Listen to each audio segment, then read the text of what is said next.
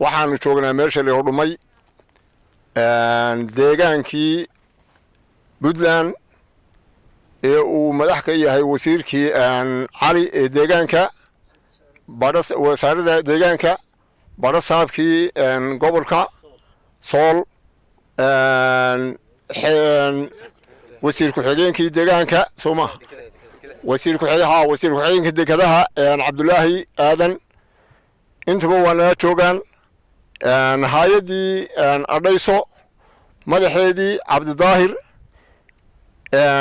mas'uuliyiin kale oo fara badan intuba waa joogaan waxaanu dhex taaganahay haddan dooxada dhumay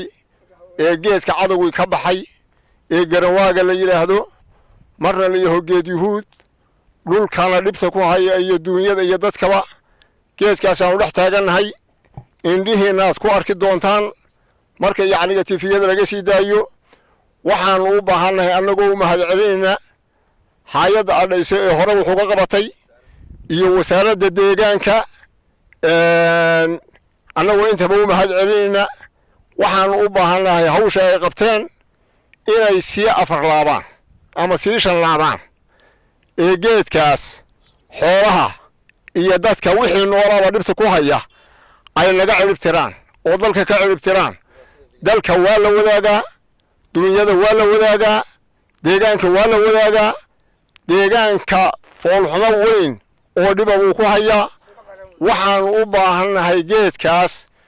iyo wixii kaloo la xidhiidho dalka dhib ku haya intaba in laga ciribtiraa oo iyagoo hore wuxuu ka qabtay oo aanu aad iyo aad uga mahadcelinayno inay misna sii laabaan waxqabadkoodii hore ayaan ka caajisin ay sii laabaan intaasaanu ka doonaynaa kana codsanaynaa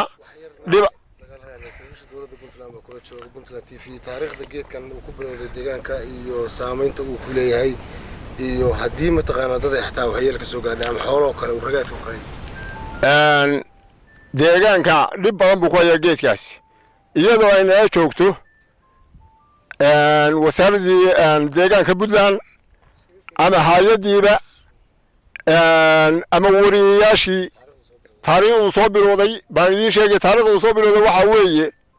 1980 buu soo bilowday 1980 buu soo bilowday geedkaasi waa geed loo qariyay dadku cilmi uusan u lahayn meesha la xalin baa waxaa keenay dad ajnabi keenay oo beerihii u qariyay waa soo baxay geed mutafac caalamooday markii madabkiisii la arkay bacdayna dhib fara badan buu geystay wuxuu sameeyay ragaad neefkii uu mudo inuu curyaamayo halka uu joogo uusan ka dhaqaaqin